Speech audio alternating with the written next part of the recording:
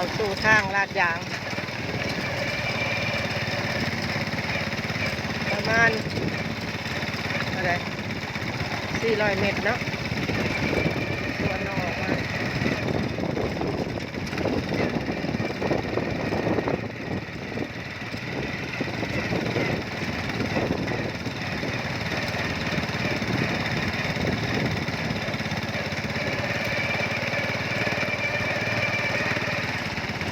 แล้วไปฟ้าเลยก็จับไปเลี้ยวไปดิลูกเลี้ยวไปดิทางลาดยางเลยกันจอดจะไปตากแดดร้านน้ำมัน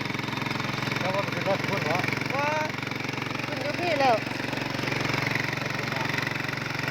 มันแหบเลยบอกว่า